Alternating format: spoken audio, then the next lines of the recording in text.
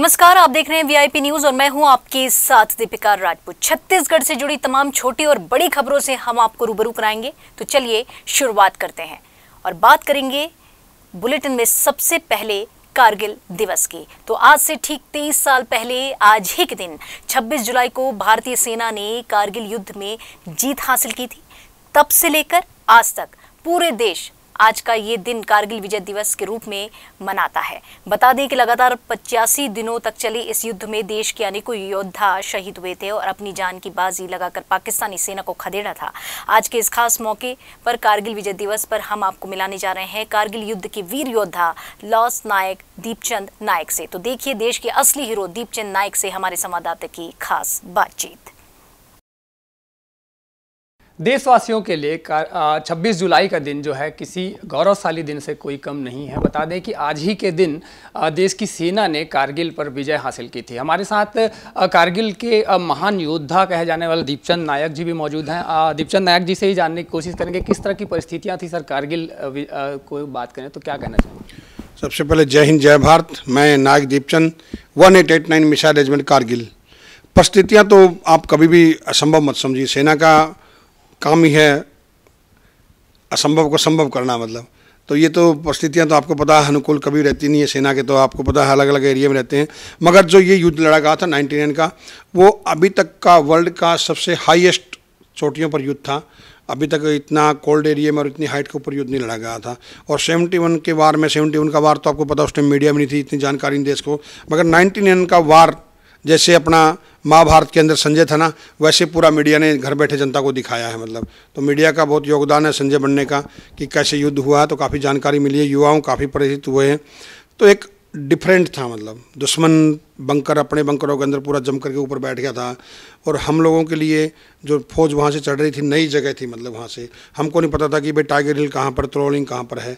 Map के अंदर तो पता था मगर रास्ता किस साइड से चढ़ना है, क्योंकि हम लोग पूरी 90 डिग्री पे और कई जगह तो बहुत ऊंची पहाड़ियाँ थी, वहाँ पर चढ़ने के लिए बहुत टाइम लगता था। और जैसे पूरी पलटन चढ़ती भी थी तो कभी कभी वो ऊपर से गोले की बजाय एक पत्थर लुढ़का देते थे, तो काफ़ी आदमी की शहादत होती थी। तो बहुत डिफरेंट युद्ध था, मगर फिर भी भारतीय सेना के जवानों के अंदर वो जज्बा था कि होनी को एक मतलब बिल्कुल अनहोनी को एक होनी करके दे दिया। जो चीज़ बहुत लंबी चलनी थी वो 1.5 महीने के अंदर ही क्लोज कर दिया। ठंड का भरा माहौल रहता था, कैसे उन परिस्थितियों का सामना किया, क्या कहना चाहेंगे? जो जोश आप लोगों में था वो जोश को लेकर क्या? जोश तो सर ये था कि अंडर 25 पूरी भारतीय सेना थी और मैं तो भारतीय तोपखाने से था एक तोपचे के तौर पर। तो पिट्ठू क्या हमारे तो इतने बड़े बड़े घोड़े, इतनी बड़ी बड़ी तोप थी। हमको वहाँ पर खच्चर मिलते थे मगर खच्चर नहीं मिले लड़ाई में। पढ़ाई के अंदर बहुत बोला जाता था कि आपको डिजर्ट एरिया में लड़ाई का जो पहाड़ी एरिया वहाँ पर खच्चर मिलते, म्यूल मिलेंगे आपको, लेकिन किसके बाप के म्यूल थे, हम ही म्यूल थे वहाँ। तो तोपों को खोला और चल भैया चल अकेला तेरी राह, वही गाने याद करते हुए अपना मन में भारत माता की जय वंदे मातरम और पहाड़ियों पर चढ़ते थे। मतलब तो मुश्किल थी मगर मन में जुनून था।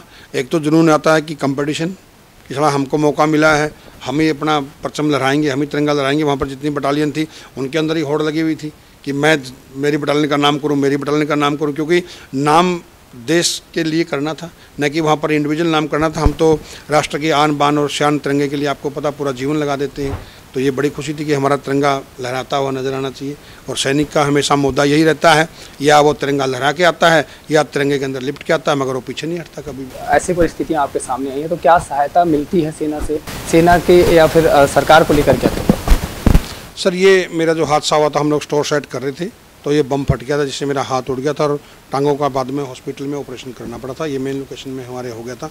सेना देखो हमको जिस हिसाब से हमको रखा गया, जैसे मैं जवान हूँ, JCO है, ऑफिसर है, उस हिसाब से जो कैटेगरी बनाई गई सेना की उस हिसाब से मुझे पेंशन मिलती है, गवर्नमेंट को भी मिलती है। और भारतीय सेना से आज भी मुझे योगदान है, क्योंकि आज भी मैं जो कुछ हूँ, ये वर्दी जो देख रहे हो ना आप, ये मैं तो खास करके ये मानता हूँ ये वर्दी नहीं हमारी अंतरात्मा है और 135 करोड़ भारतीयों का आशीर्वाद समझता हूँ सबसे पहले तो। और हम लोग जो सैनिक होते हैं ना सर, मैं आपको बोला ना कि देनदार पर विश्वास रखते हैं न कि लेनदार पर। मैं आज भी मेरी खुद की छवि है, क्या DA मिल रहा क्या कुछ नहीं होता, मैं जो मिल रहा है उसमें संतुष्ट रहना चाहिए और बिल्कुल बेकरार मिल रहा। जो मेरी पोस्ट थी, मैं नायक था तो मुझे इस हिसाब से पेंशन मिल रही है। गवर्नमेंट से ये है कि आज पहले वाली गवर्नमेंट हो या अभी वाली हो, हमेशा जब से देश आज़ाद हुआ ना, रियलिटी में जो सैनिकों के लिए सोचना चाहिए ना वो निरादर है। हम लोग विदेशों की बात करते हैं, विदेशों में हर जगह स्मारक है, विदेशों में आप सैनिकों के लिए हर चीज़ बुलाते हैं। आज कारगिल विजय दिवस पर भी भीड़ हो जाएगी। कारगिल विजय दिवस पर कितने आदमी ने युद्ध लड़ा है, आज किसको बुलाया जाता? जो गैलेंट्री अवार्ड्स है, जो वीरांगनाओं को भी पूरों को नहीं बुलाया जाता। क्यों? जब हम हर चीज़ के लिए बुला रहे हैं, हर आदमी की कसम परेड होती है तो हज़ारों आदमियों को बुलाते हैं, इस VIP को बुलाओ, उसको बुलाओ। तो मैं निरादर हूँ इस चीज़ से, मैं बिल्कुल नाखुश हूँ। जो भी कोई फंक्शन होता है, चाहे 26 जनवरी 15 अगस्त हो, सैनिकों के लिए हो, तो जो बोलते हैं वो ग्राउंड में नहीं होता। क्यों नहीं होता है? आज हम विदेशों की बात करते हैं, बोला ना मैंने आपको कि विदेशों में ये होता है। विदेशों में सैनिकों की बहुत इज्जत है। मैं ये नहीं बोलता हूँ कि यहाँ पर नहीं है, आवाम को भी सोचना चाहिए। गवर्नमेंट अगर अपना काम कर रही है तो हम चीज़ गवर्नमेंट पर थोपते रहते हैं। इसके लिए कई लड़ाइयाँ लड़ी हैं सर आपने, लेकिन देश में जो परिस्थितियाँ अब उत्पन्न हो रही हैं, जिस तरह से जातिवाद और धर्म के नाम पर लोगों को लड़ाया जा रहा है, राजनीति की जा रही है, इसको किस तरह से देखते हैं? पिछले दिनों प्रेस कॉन्फ्रेंस में आपने खुलकर अपनी बातें रखी थी, क्या सर? देश आज़ाद मैं तो आज भी गुलाम मानता हूँ। आज भले ही आप अमृत महोत्सव बनाओ, आप मेरे गुलाम हो, आप किसी और के हो, मैं किसी और का हूँ, नहीं है तो बता दीजिए खुल के कौन है। अगर आपने खुल के कुछ बोल दिया तो आपके ऊपर कोई दबाव आ जाएगा। आज़ाद कब हुआ था? जब देश आज़ाद हुआ तो एक जाति पंथ वहीं से शुरू हो गया था। आपने सोच लिया था नहीं मैं तो युद्ध लड़ सकता हूँ। आप बताइए, 10 सैनिक आते थे अंग्रेज और 1000 आदमी हम लोग तमाशा देखते थे दोनों साइड में खड़े होकर के, और हम क्या बोलते थे? नहीं ये क्षत्रिय है या ये है, यही लड़ेगा। ब्राह्मण का काम तो घंटी बजाना है, वो बोलता मेरा काम किसानी करना है। सोचने वाली बात है। जब देश के साथ में देश की आज़ादी का काम चल रहा था, उस टाइम ना तो कोई हिंदू था ना कोई मुस्लिम था। कौन था? पूरा भारतवर्ष के लिए लड़ा था। अगर वही हम लोग सब सोचते नहीं ये हमारा काम भी है, हम सब भारतीय, हमने सबने हथियार उठाने चाहिए, तो हम कभी के आज़ाद हो सकते थे। आज भी वही हो रहा है। कुछ और भी फौजी साथी हैं, उनसे जानने की कोशिश करेंगे। सर, अभी वर्तमान में जो योजना सरकार ने लाई है, केंद्र सरकार ने, अग्निपथ योजना, उसको लेकर क्या सोचते हैं आप लोग? कैसे देखते हैं आने वाले जो जनरेशन है उसको क्या लाभ मिलेगा? अग्निवीर योजना के बारे में कहना चाहूँगा कि अग्निवीर योजना बहुत अच्छी है, ये मैं नहीं कह सकता अभी। अग्निवीर योजना बहुत अच्छी हो सकती है, और ये अच्छी कब होगी? जैसे 4 साल के बाद जब ये आएंगे तो इनका रीसेटलमेंट हो जाए। जब इनका रीसेटलमेंट सही तरीके से हो जाता है 100%, तब मानूंगा मैं कि अग्निपथ योजना सही है। आने के बाद रीसेटलमेंट जो व्यवस्था है उनका फिक्स होना चाहिए। जैसे उनको स्टेट पुलिस में, CRPF में या और कोई सरकारी डिपार्टमेंट में उनके लिए कुछ व्यवस्था हो, या कोई बिजनेस वगैरह की उनकी कोई ठीक ठाक व्यवस्था हो और वो सेट हो जाएँ, तो ये बहुत अच्छी स्कीम है। निश्चित रूप से आज कारगिल विजय दिवस है। आप सभी को भी कारगिल विजय दिवस की बहुत बहुत बधाइयाँ। ये हमने बातचीत की कारगिल के महान योद्धा दीपचंद नायक से, और उन्होंने बताया कि किस तरह की स्थिति वहाँ पर थी। कारगिल के अलावा और भी कई मुद्दों पर बातचीत की। वर्तमान में सेना की स्थिति, देश की परिस्थिति को लेकर भी उन्होंने खुलकर अपनी बातें रखी और बताया कि किस तरह का माहौल देश में है और किस तरह आगे उन्हें बढ़ना चाहिए। निश्चित तौर पर तमाम मुद्दों के बीच हमने बातचीत की है और आगे भी हम चाहेंगे कि हमारी सेना और भी आगे बढ़े। कैमरा पर्सन यासीन मेमन के साथ अंकित मिश्रा की रिपोर्ट, VIP न्यूज़, रायपुर। बढ़ेंगे आगे खबरों में। सरकार की महत्वाकांक्षी योजना स्वामी आत्मानंद विद्यालय योजना फिर एक बार चर्चा का विषय बन गया है। दरअसल कुछ महीनों पहले ही प्रदेश सरकार ने आत्मानंद स्कूलों का विस्तार करते हुए प्रदेश भर में 50 नए इंग्लिश मीडियम स्कूल खोलने की घोषणा की थी। इस घोषणा के बाद राजधानी रायपुर में भी आत्मानंद स्कूल खोले गए। इनमें रायपुर के लालपुर स्थित शासकीय स्कूल को भी स्वामी ने आत्मानंद विद्यालय में शामिल किया था। बताया गया है कि लॉटरी सिस्टम के जरिए यहां पर बच्चों का एडमिशन किया जाएगा, लेकिन अब तक यहां पर ना तो बच्चों के एंट्रेंस एग्जाम की चेकिंग हो पाई है और ना ही कोई लॉटरी निकाला गया है, जिसके चलते आत्मानंद स्कूल में एडमिशन कराने वाले बच्चों का भविष्य अधर में लटक गया है। आपको हम ये भी बता दें कि 26 जुलाई यानी कि आज तक स्कूल की लॉटरी नहीं निकल पाई है। लोगों ने बातचीत के दौरान बताया कि पहले 1 जुलाई को लॉटरी निकालनी थी, लेकिन 1 जुलाई के बाद समय बढ़ता चला गया और 25 जुलाई तक भी लॉटरी नहीं निकाली जा सकी है। उन्होंने ये भी बताया कि अब 1 अगस्त तक का समय उन्हें दिया जा रहा है। बता दें कि 50 से 100 बच्चों का ही एडमिशन आत्मानंद स्कूल में होना है, जिसके लिए हजारों बच्चों ने फॉर्म भरा है, लेकिन सीटें तय होने के चलते हजारों बच्चों का नाम एडमिशन लिस्ट में नहीं आ पाएगा। अब ऐसे में बच्चे ना तो प्राइवेट स्कूलों में एडमिशन करा पाएंगे और ना ही किसी और स्कूल में।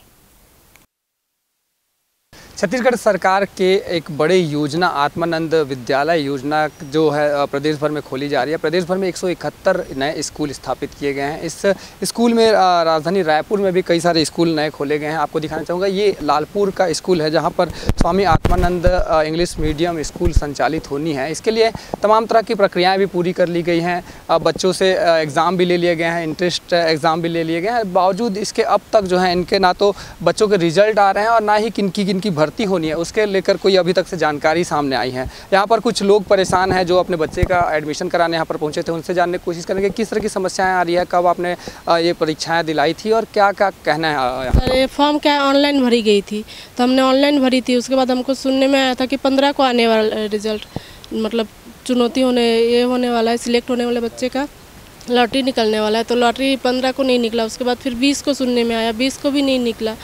अब सुनने में आ रहा है कि 25 को भी नहीं निकला। आज 25 है, हम लोग आए हैं, नहीं निकला आज भी। अब सुनने में आ रहा है 1 जुलाई को, वो भी कंफर्म नहीं है, मतलब 1 अगस्त को निकलेगा, लेकिन वो भी कंफर्म नहीं है बता रहे हैं। 4 बार आप पहुँचे हुए हैं, क्या कहना है प्रशासन का, क्या कहना है, यहाँ पर प्रबंधन से बात किया? बोल रहे डेट ही दे रहे हैं, उन लोग बोल रहे हमको इस बारे में कुछ नहीं मतलब आप 1 तारीख को आके पता कीजिए। कितने बच्चों का? मैं दोनों बेटी है, दोनों बेटी का करवा रही हूँ। कुछ और भी लोग हैं, उनसे भी जानने की कोशिश करेंगे। आप देख सकते हैं ये भी सभी अपने बच्चे का एडमिशन कराने यहाँ पर पहुँचे थे। आप लोग पहुँच रहे हैं लेकिन एडमिशन नहीं मिल पा रहा है, समस्याएं बड़ी हो रही हैं।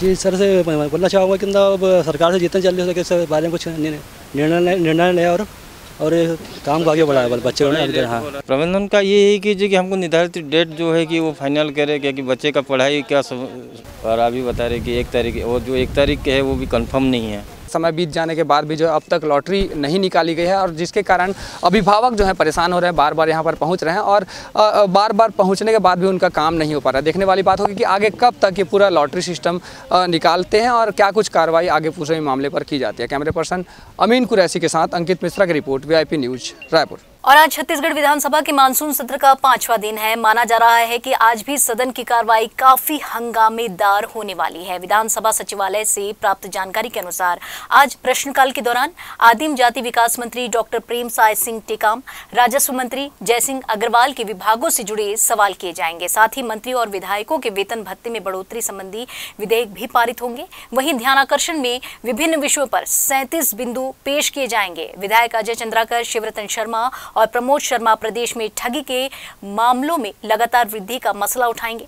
वहीं DMF पद की राशि में अनियमितता का मामला भी सदन में गूंजेगा। इसके अलावा नशीले पदार्थों की अवैध बिक्री, हत्या, लूटपाट की घटनाओं में हो रहे बढ़ोतरी को लेकर आबकारी मंत्री का ध्यान आकर्षित करेंगे। इसके अलावा भी कई अन्य महत्वपूर्ण कार्रवाई आज विधानसभा में पूरी हो गई।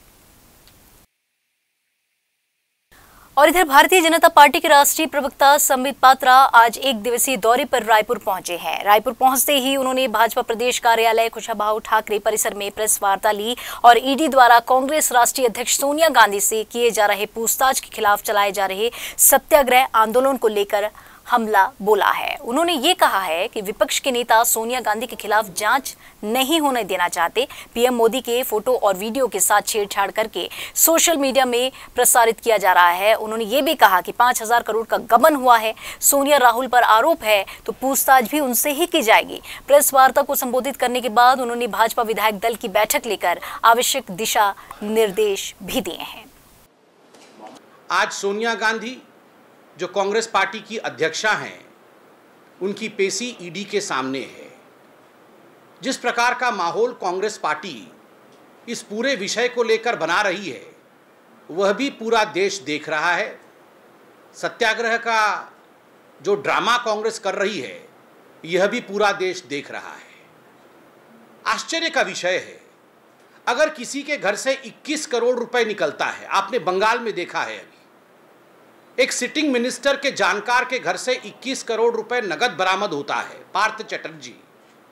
यदि आम आदमी पार्टी के सिटिंग मिनिस्टर सत्येंद्र जैन जी के घर से पैसे बरामद होते हैं और अगर इस प्रकार की गतिविधियां होती है, कोर्ट सख्त टिप्पणी करती है नेशनल हेराल्ड केस को लेकर और 5000 करोड़ रुपए का गबन होता है, तो भारतीय जनता पार्टी आज देश से पूछती है कि क्या इन्वेस्टिगेशन नहीं होना चाहिए। रुक करेंगे अगली खबर की ओर। तो भारतीय जनता पार्टी शहर और जिला कार्यकर्ता आज विधानसभा घेराव करने वाले हैं। प्रदेश के विभिन्न मुद्दों को लेकर ये घेराव किया जाएगा। घेराव की जानकारी देते हुए भाजपा प्रदेश अध्यक्ष अमित साहू ने ये बताया कि छत्तीसगढ़ में लगातार बढ़ते अपराधों, बेरोजगारी सहित तमाम मसलों को लेकर भाजपा के नेता विधानसभा का घेराव करने वाले हैं। उन्होंने ये भी बताया कि रायपुर में रहने वाले सभी भाजपा नेता, पदाधिकारी, पार्षदगण, मंडल अध्यक्ष इस घेराव में शामिल होंगे। आज तक झूठ बोलते आ रही है, आज तक फरेब करते आ रही है, आज तक युवाओं को छलते आ रही है, उन तमाम युवाओं का आईना हम बनने जा रहे हैं, उन तमाम युवाओं की आवाज़ भारतीय जनता युवा मोर्चा बनने जा रही है। लगातार पिछले कुछ दिनों से हम दीवार लेखन का, वॉल राइटिंग का अभियान हमने पूरे प्रदेश भर में चलाया है, जिससे साफ झुंझलाहट भी इस प्रदेश की सरकार को दिख रही है, क्योंकि हमने आईना दिखाया उनको, उनके वादों को ही उनको दिखाया है। तो कहीं ना कहीं वो झुंझलाहट उनके अंदर साफ नजर आ रही। पुलिस प्रशासन के माध्यम से, नगर निगम के माध्यम से दीवार लेखन को मिटाने चली है, मगर आज से हम इस प्रदेश की सरकार को दूसरा आईना दिखाने जा रहे हैं पोस्टर वार के माध्यम से। ये पोस्टर के माध्यम से हम दिखाने जा रहे हैं किस प्रकार से पूरे प्रदेश में भ्रष्टाचारी चरम पर है, किस प्रकार से रोज हत्याएं हो रही हैं, किस प्रकार से रोज बलात्कार हो रही है, रोज जो है युवाओं को ठगने छलने का काम हो रहा है। तो आने वाले समय में युवाओं की आवाज़ हम बनने जा रहे हैं और युवाओं का विश्वास जीत रहे हैं कि युवा की जो अगर सोच सकता है वो भारतीय जनता पार्टी है, और वही युवा आने वाले 2023 में भारतीय जनता पार्टी की सरकार बनाएंगे। फिलहाल यहाँ रुकेंगे एक छोटे से ब्रेक के लिए। ब्रेक के बाद जल्द लौटते हैं।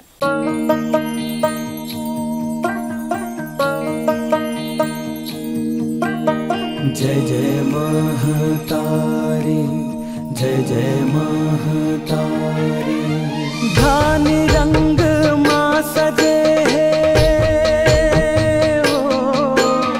धान रंग माँ सजे है, छत्तीसगढ़ महतारी, तोर को राहे सरग जैसन, जय जय महतारी, हसिया बाली हाथ मसो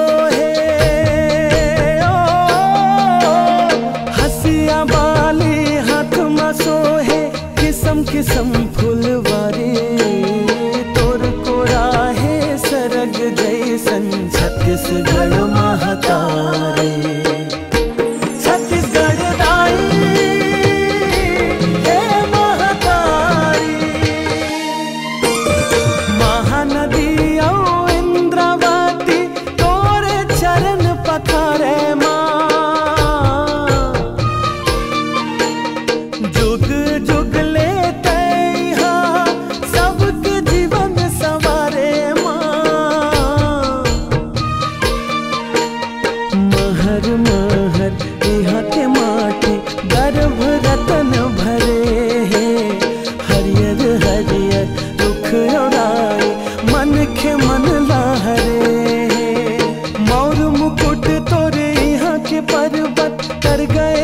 नर नारे, तोर को राहे सरग जैसन, छत्तीसगढ़ महतारी, छत्तीसगढ़ दाई हे महतारी। ब्रेक के बाद एक बार फिर आप सभी का स्वागत है। रुक करेंगे अगली खबर की ओर। तो भारतीय जनता युवा मोर्चा सरकार से बेरोजगारी भत्ते की मांग को लेकर प्रदेश स्तरीय प्रदर्शन करने की तैयारी में जुट गई है। इसे लेकर युवा मोर्चा सरगुजा के द्वारा अंबिकापुर में दीवार पर लेखन और पोस्टर चिपकाने का अभियान चलाया गया। युवा मोर्चा जिला अध्यक्ष ने कहा कि छत्तीसगढ़ में कांग्रेस ने सरकार सत्ता में आने से पूर्व घोषणा पत्र जारी कर कई वादे किए थे, जिसमें रोजगार और बेरोजगारी भत्ता देने का वादा प्रमुख था, मगर सत्ता में आने के बाद कांग्रेस सरकार ने अपने वादे को पूरा नहीं किया। इस बात को लेकर अब युवा मोर्चा बड़े आंदोलन की तैयारी में है।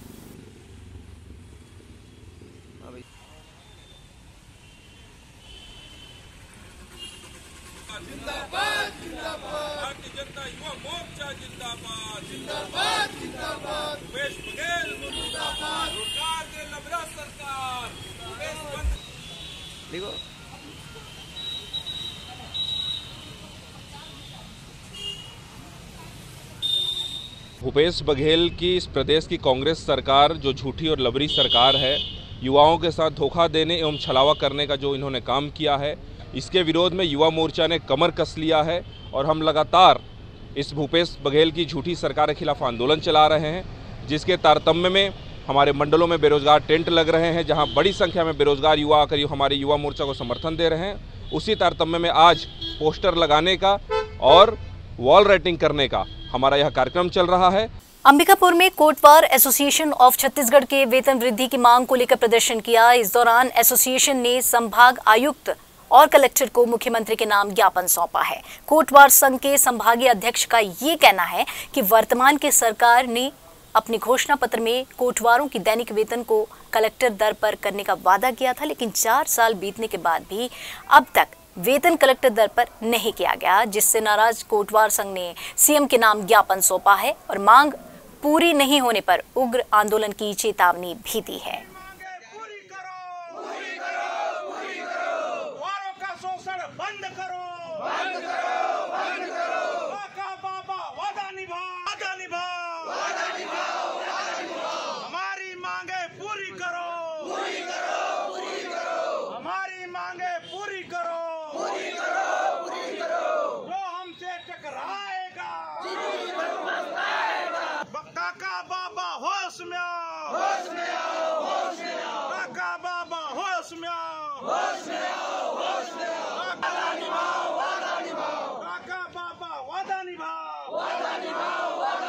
हम लोग ये करने आए थे, हमारा जो है मांगों को कलेक्टर दर घोषित करने के लिए हमारी जो सरकार वर्तमान में चल रही है, उन्होंने घोषणा पत्र में घोषित किया था कि हमारी सरकार जैसे आ जाएगी 6 महीना के बाद जो है आप लोग को कलेक्टर दर के आपके मानते घोषित करेंगे। तो आज तक उन्होंने ऐसा जो है अपना वादा नहीं निभाया, इसलिए जो उनको बेहोश होकर के विधानसभा का इंतजार किए, सभी सत्रों का इंतजार किए, 3 साल इंतजार किए। अब आज जो मानसून सत्र चल रहा है उसको लेकर के आज कार्यक्रम हमारा यहाँ है, ताकि हमारे जो मांगों को सरकार तक पहुँचे, हमारी मांग पूरी करें। ये कोटवार संघ संभाग स्तरीय कोटवार संघ से आए थे लोग, अलग अलग जिलों से आए थे यहाँ, क्योंकि ये संभाग मुख्यालय है, इसलिए अंबिकापुर लोग अपना मांग लेके आए थे। कलेक्ट्रेट के बाहर प्रदर्शन कर रहे थे, इनका ज्ञापन लिया गया। ज्ञापन में इनका मुख्य मांग है कि कलेक्टर दर वृद्धि करते हुए लंबित प्रांतीय मांगों को विधानसभा मानसून सत्र के दरमियान स्वीकृति प्रदान कर शासनादेश जारी करने वाला। और इधर छत्तीसगढ़ अधिकारी कर्मचारी फेडरेशन के आह्वान पर अपनी 2 सूत्रीय मांगों को लेकर प्रदेश भर के अधिकारी व कर्मचारी सोमवार से 29 जुलाई तक हड़ताल पर चले गए हैं। इसका असर प्रदेश भर में देखने को मिला। इसी के तहत धमतरी और सरगुजा जिलों में भी सभी कर्मचारियों और अधिकारियों ने जिला स्तरीय धरना प्रदर्शन किया और अपनी मांग सरकार के सामने रखी। आंदोलन के कारण अधिकांश सरकारी दफ्तरों में कामकाज जो है वो ठप है। खास बात यह है कि शासकीय शिक्षकों के भी हड़ताल में शामिल होने के कारण सभी सरकारी स्कूल में पढ़ाई ठप है और इधर स्वास्थ्य विभाग के कर्मचारियों की हड़ताल पर रहने के कारण स्वास्थ्य सुविधाओं में भी असर पड़ रहा है। साथ ही कोविड टीकाकरण कार्य भी प्रभावित हो रहा है। कि जब भी हमारी जायज मांग हो उसको पूरा करने के लिए हमें पद पर पहुंचे हुए हैं और आज जो चीज हमें नहीं मांगना चाहिए, जिसे सरकार स्वतः ही दे रही थी, उसे ये पहली ऐसी सरकार है जो डीए को हमारी मुख्य मांगे केंद्र सरकार के 34% महंगाई भत्ता, ये हमारा मेन मांग है। 2 ही मांग है, उसमें एक है डीए और दूसरा 7वां वेतनमान के अनुसार गृह भाड़ा। ये हमारे 2 मेन मांग है। लगभग इसमें 70 संगठन हमारी इस आधिकारिक फेडरेशन में भाग लिए हैं, लेकिन हमारा ये पूरा मानना है कि सरकार हमारी मांग मांगेगी। अगर नहीं मानेंगे तो हम अनिश्चितकालीन की घोषणा पहले कर चुके हैं, अनिश्चितकालीन में जाएंगे। प्रदेश के समस्त कर्मचारी अधिकारी 2 सूत्रीय मांग को लेके केंद्र के समान 34% महंगाई भत्ता देय तिथि से और मकान भाड़ा भत्ता 7वें वेतनमान में भुगतान किया जाए, इस मांग को लेके पूरे प्रदेश के समस्त कर्मचारी अधिकारी दिनांक 25 जुलाई 2022 से 29 जुलाई 2022 तक 5 दिवसीय निश्चितकालीन आंदोलन में शामिल हुए हैं। आज हमारा प्रथम दिवस है और ये जो सरकार जिसको हम लोगों ने चुना, बड़ी उम्मीद से चुना कि ये कर्मचारियों के, जनता के, किसानों के, व्यापारियों के, सबके हितों की रक्षा करेगी, लेकिन जिस तरीके से 3.5 साल का कार्यकाल इस सरकार का रहा, वो निश्चित रूप से सभी वर्ग के लोग इस सरकार से परेशान हैं और कर्मचारी तो बहुत परेशान है, क्योंकि कोरोना काल में जब आदमी घर से बाहर नहीं निकलता था, हमारे कर्मचारी अधिकारी ही हैं जो पूरी अपनी सेवाएं अपने जान जोखिम में डाल के दे रहे थे। रुक करेंगे अगली खबर की ओर। तो कांकेर जिला के पखांजूर से महाराष्ट्र को जोड़ने वाली प्रधानमंत्री ग्राम सड़क योजना के तहत बनी सड़क पूरी तरह से जर्जर हो चुकी है। जी हां, सड़क पर जगह जगह गड्ढे बने हुए हैं जिसमें पानी भर जाता है और सड़क नहीं दिख पाती, जिसकी वजह से आए दिन दुर्घटनाएं होती रहती हैं। लेकिन फिर भी जिम्मेदार अधिकारी इस पर ध्यान नहीं दे रहे, जिसका खामियाजा ग्रामीणों को भुगतना पड़ रहा है और वे जान जोखिम में डालकर सड़क से गुजरने को मजबूर है।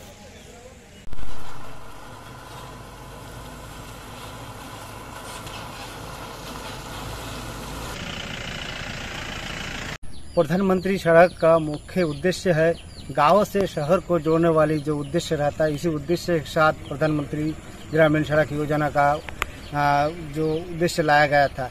लेकिन यहाँ पे ज़मीनी हकीकत कुछ और ही दिखाई देता है। मैं इस वक्त मौजूद हूँ पखांजूर तहसील के अंतर्गत महाराष्ट्र सीमा की ओर जाने वाली जो मुख्य सड़क है, यहाँ से विगत कई वर्ष पूर्व बनाया गया है, लेकिन आज तक इसका मरम्मत नहीं हुआ, जिसके कारण यहाँ पे जो सड़क है जर्जर होती दिखाई दे रहा है और यहाँ पे कई सड़क जो गड्ढे में तब्दील होती दिखा रही है। मैं कैमरामैन से दिखाना चाहूँगा कि यहाँ पे जो सड़क है कितना गड्ढे में तब्दील हो चुका है, किस प्रकार की परेशानी का सामना करना। सर ये बरसात टाइम अपना चलने फिरने में कोई भी गाड़ी आता है और गड्ढा है कि पानी रुका रहता है, भिगा के चला जाता है। स्कूल टाइम जाता हूँ तो भीग भाग के जाना पड़ता है। अच्छा, कितने साल पहले बनाया गया था सर? ये तो कम से कम 4-5 साल पहले बनाया गया था। अभी क्या बताओ सर, रास्ता को ना रिपेयरिंग ना कुछ।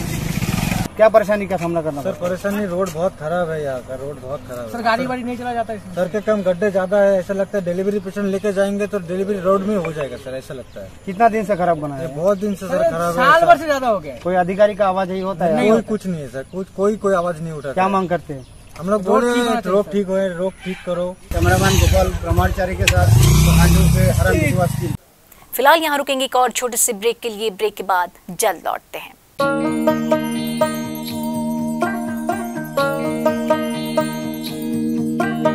जय जय महतारी, जय जय महतारी।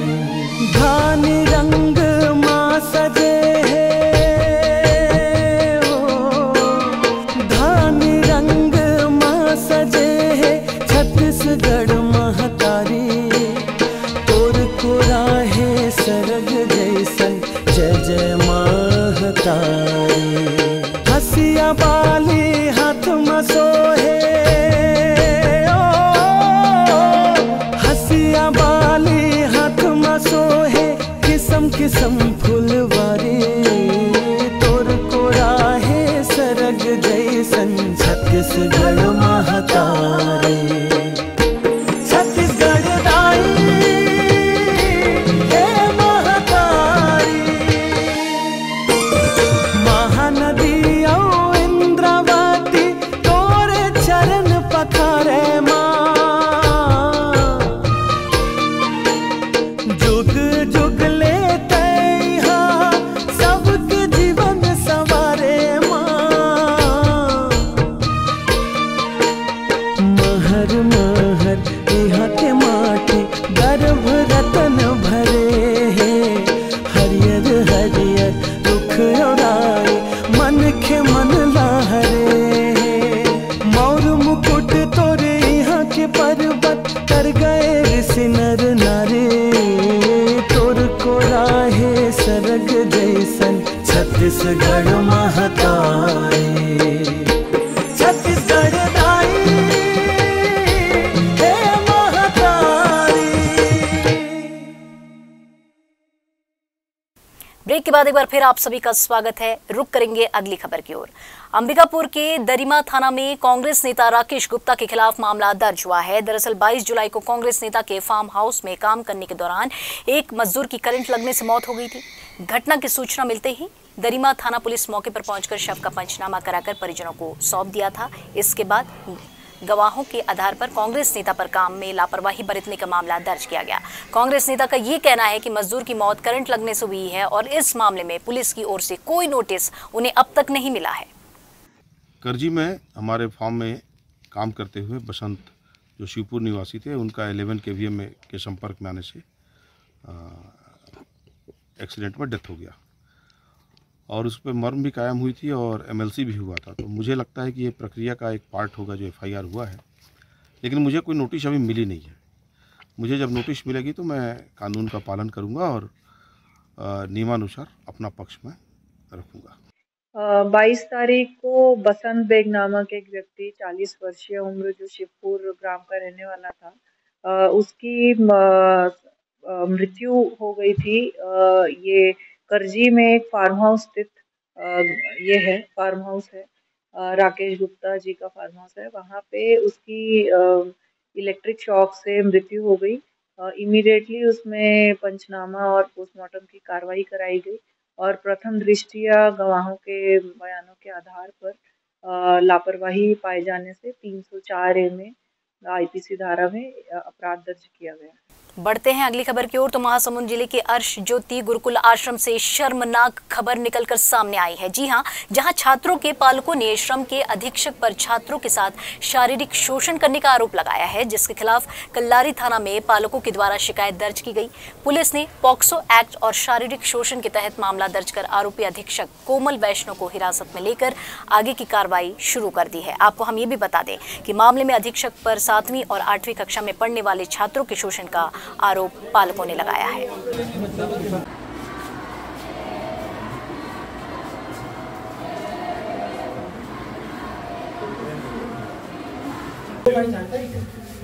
ये जो प्रशस्ति पत्र दे रहे हैं ये भी मतलब वो है बीच में आए थे पिछले 2 या 3 महीने पहले नहीं आए थे तो उद्घाटन करते। रुक करेंगे अगली खबर की ओर। तो बेमेतरा जिले के देवकर से दुर्ग बेमेतरा मार्ग पर एक बाइक दुर्घटनाग्रस्त हो गई, जिसमें एक व्यक्ति की मौत हो गई है। मृतक की पहचान चोंगी खपरी निवाली बंधु दास मणिपुरी के नाम पे की गई है। घटना की सूचना पाकर पुलिस मौके पर पहुंची और शव को कब्जे में लेकर पोस्टमार्टम कर परिजनों को सौंप दिया गया है। आपको हम ये बता दें कि युवक बेमेतरा से दुर्ग की तरफ आ रहा था, जहां अचानक से माजिदा वाहन के चपेट में आ गया, जिससे बाइक सवार की मौके पर ही मौत हो गई।